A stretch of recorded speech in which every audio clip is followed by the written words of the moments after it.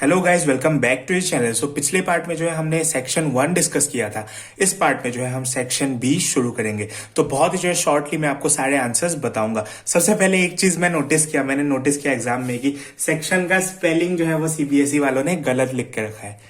अब क्या ही बताए। तो चलिए शुरू करते हैं क्वेश्चन नंबर 19 से। 19 का जो है आंसर होगा डी। आई थिंक इस पे किसी को डाउट नहीं है। वो जो है अपने फर्स्ट फ्लोर को रेंट पे देना चाहती है, और जब भी रेंट पे देते हैं तो हम जो एडवर्टाइजमेंट है उसमें हम लिखते हैं too late. So answer would be D.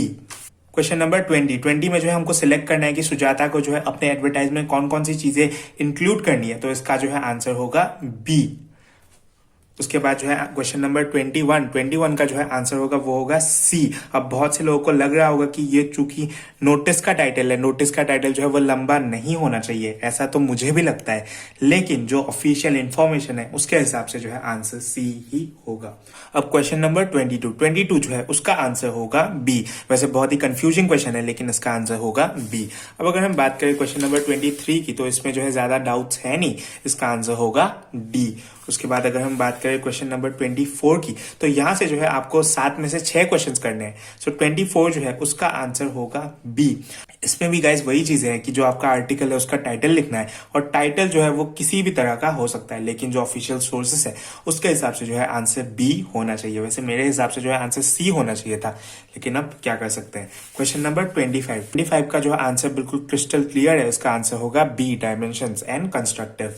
उसके बाद जो है क्वेश्चन नंबर 26, ये तो बहुत ही ज्यादा आसान है, इसका आंसर होगा C, digital technology. Question number 27 का जो है आंसर होगा ए।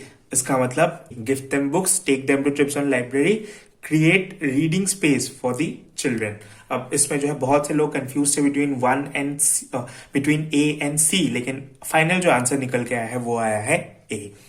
क्वेश्चन नंबर 28 का जो है दोस्तों मुझे आंसर नहीं पता है, मैं इसलिए आपसे माफी मांगना चाहूंगा। अगर आपको पता है तो आप मुझे डेफिनेटली कमेंट सेक्शन में बता सकते हो। क्वेश्चन नंबर 29 की अगर हम बात करें, क्वेश्चन नंबर 29 में जो है आंसर होगा बी, यानी 1 is true and 2 is false. अब हम करेंगे सेक्शन सी, लिटरेचर। अब जो डेस्क्रिप्टिव पेपर होता है उसमें जो है लिटरेचर का सेक्शन सबसे आसान होता है, लेकिन एमसीक्यू पेपर में जो है लिटरेचर का सेक्शन सबसे ज्यादा मुश्किल है। 31 जो है उसका आंसर होगा सी। बहुत ही क्लियर आंसर है। बीइंग हिज ओन मास्टर का मतलब क्या होता है कि वो अपने डिसीजंस खुद ले पाए। क्वेश्चन नंबर 32, इसका आंसर होगा डी। 33 का जो है आंसर होगा सी। अब बहुत से लोग कंफ्यूज थे बिटवीन सी एंड डी, लेकिन जो पोएम था उसके एक्सप्लेनेशन में आपको पता होगा बहुत ही क्लियरली बताया गया है कि जो मिराज है, मिराज मतलब क्या होता है कि रेगिस्तान में जो हम ऐसा कहते हैं ना, दूर में पानी दिखता है लेकिन जब पास जाके देखते हैं तो पानी है नहीं, तो उसको जो है मिराज कहते हैं। तो उसी तरह उसका ड्रीम भी जो है वो इल्यूजन से भरा हुआ था, इल्यूसिव था। 34, इसका आंसर जो है वो होगा बी। अब बहुत से लोग कंफ्यूज है between B and D including me, लेकिन उसका आंसर होगा बी। क्वेश्चन नंबर 35 जो है वो बहुत ही आसान सा क्वेश्चन है। 35 का जो है वो आंसर होगा सी। क्वेश्चन नंबर 36 भी जो है बहुत ही आसान है। नरेटर जो है लैक करता है courage, confidence to enter the pool alone, इसीलिए जो है वो रुका हुआ था कि कोई और आ जाए ताकि जो है उनके साथ वो भी पूल के अंदर चला जाए। उसके बाद जो है 37 का आंसर जो है वैसे बी बताया जा रहा है, लेकिन मैं श्योर नहीं हूं, इसीलिए जो है मैं आपको मार्क नहीं करा रहा। 38 का जो है आंसर होगा डी। अब बहुत से लोग कंफ्यूज थे between A and D including me, लेकिन इसका आंसर जो है सही होगा डी। 39 में जो है आपको फिगर ऑफ स्पीच फाइंड करना है, बहुत ही आसान है। As white and clean as a bathtub. As है इसीलिए हमको पता है, इसका आंसर होगा सी, सिमिली। 40 जो है बहुत ही आसान सा क्वेश्चन है। पूछा गया है कि राइटिंग स्टाइल क्या है। आप देख सकते हैं यहाँ पर जो है राइटर ने कई दफा आई का इस्तेमाल किया है। आप देख सकते हैं I went to the pool, I was timid. So जहां पर भी आई आपको पता होगा कि ये जो है एक ऑटोबायोग्राफी है। क्वेश्चन नंबर 41 जो है बिल्कुल क्लियर है। Intention of the first line. इस पोएम में हमको पता है कि उन्होंने जो है ये चीज क्लैरिफाई करने की कोशिश की गई है कि मैंने जो भी कहा वो जो है आप टोटल इनएक्टिविटी के साथ जो है कंफ्यूज मत होना, तो उन्होंने क्लैरिफिकेशन दी है। Answer would be D. Question number 42 का जो है दोस्तों आंसर वैसे सी दिया हुआ है, लेकिन मैं श्योर नहीं हूं, इसीलिए जो है ये मैं आपको मार्क नहीं करा रहा। क्वेश्चन नंबर 43 का जो है वो आंसर होगा बी, क्रिटिकल। 44 का जो है आंसर होगा lack of understanding. Lack of understanding, आप यहाँ पे देख सकते हैं, ऑफ नेवर अंडरस्टैंडिंग आवरसेल्फ, मतलब लैक ऑफ अंडरस्टैंडिंग। 45 का आंसर जो होगा वो होगा ये कि 45 का जो आंसर होगा वो होगा ए, कि वो अनश्योर था लेकिन फिर भी जो है वो आशावादी था कि ऐसा कुछ होगा।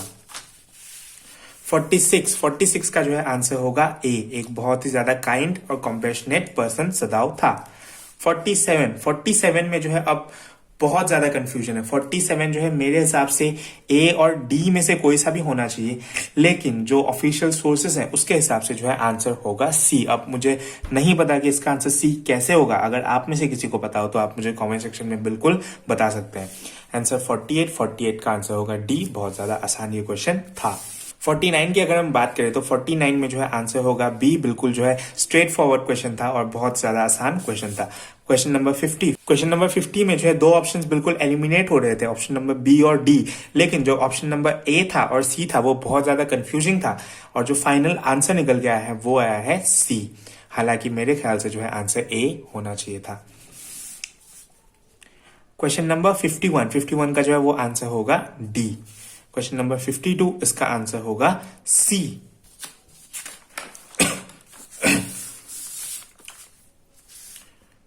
क्वेश्चन नंबर 53 इसका आंसर जो है स्ट्रेट फॉरवर्ड था, इसका आंसर होगा सी।